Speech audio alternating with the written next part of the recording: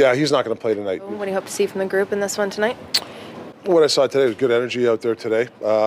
Staying with it, being confident group, sticking to the identity team, just things like that. I mean, we thought we played a solid game, a half decent game in Dallas, so we just got to build on our game. We saw Quinn take a twirl this morning. Yeah. Then you had a good chat with him.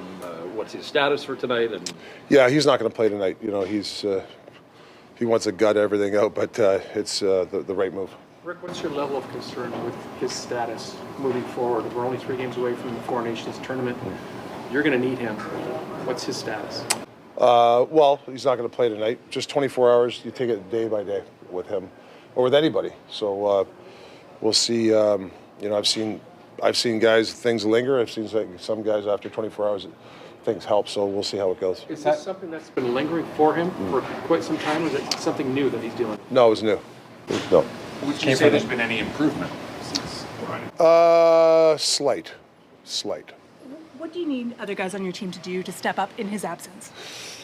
Well, I think it's hard. I mean, how do you replace him? But I think if everybody, sticks to their game, if some guys can supply some a little bit more offense, that will help. But I think for the most part, you can't replace a guy like him. But the team identity and stuff like that can overcome short-term goals, short-term play. But he's a world-class guy. It's hard to replace a guy like him. The fact that he's still targeting the Four Nations, are you hopeful in the sense that that's not that far off, so maybe it's not something of a serious nature? We haven't even talked about Four Nations. Okay. Like honestly, it's tonight, and then he's not playing tonight. So as the days go on, we'll have to revisit that. Demmer tonight? Yes. Even without Quinn in the lineup on Sunday, it felt like your breakouts were better. What did you see from your group that you had in terms of getting? Yeah, I think our breaks has been better the last 2-3 weeks. To be honest with you, I don't know where we're at, but I think since Christmas, I think we're not giving up a lot of shots. I think we're one of the top teams in that, so that's a positive. Now we got to translate it on the other end of taking the puck to the net and attacking the interior. That's the next level for us. But I do like our breakouts because we're spending less time in our end. Then we got to continue to work on that. Elias Pettersson, the defenseman. Yes. Only 3 games, but what have you seen? He seems like he's pretty steady so far. Well, just his arrow. Big physical defenseman, good first pass, got a really good shot. Not afraid to. I call him a cycle buster. He goes flying in there. He doesn't care. He's a competitive guy. Footy and Gaunch work with him is going to really help. There's little things like keeping a stick on puck, boxing out properly, things like that. But that'll come. But the major stuff that he brings, the skating ability, the shot, his competitiveness, the youth, the guys love him.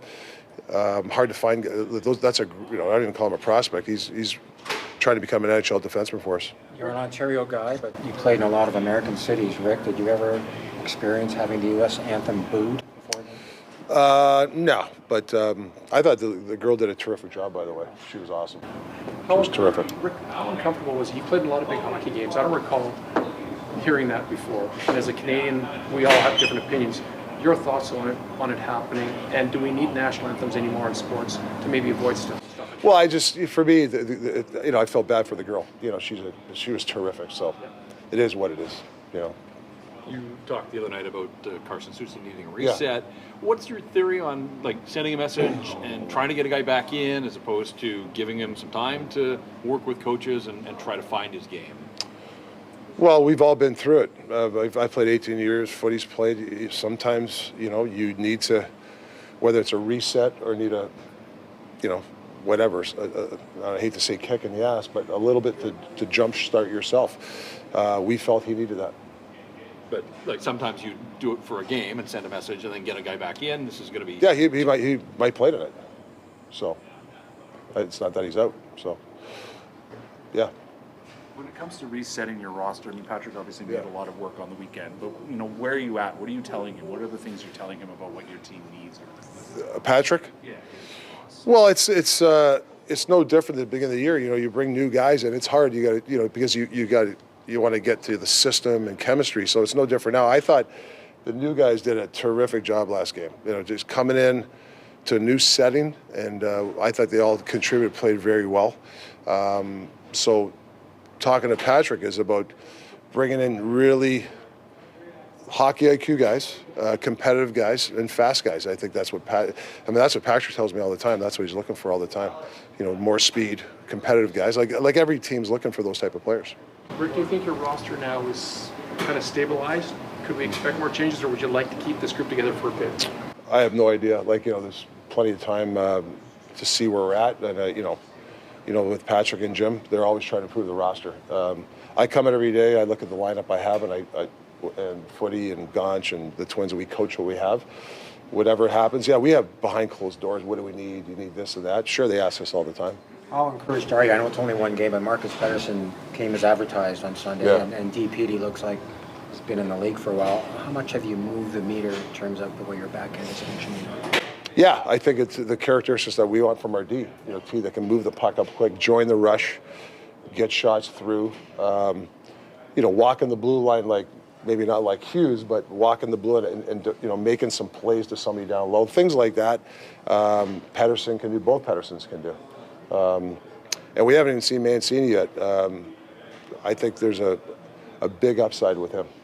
One more question on Quinn. Is it a matter of him needing rest in terms of moving forward with him? Well, I think anytime you have a guy like a Quinn or that type of player, they play so much. Anytime they can get rest, they got to take it because he plays a lot of minutes. He plays a lot of stress minutes. It's not just the minutes of stress. He's always out there in stress situations. So, not playing the next couple of games, use that as a positive that he is getting rest. That's the way you got to look at it. Next week you will have McKinnon on your side. Yeah. Not tonight. Yeah.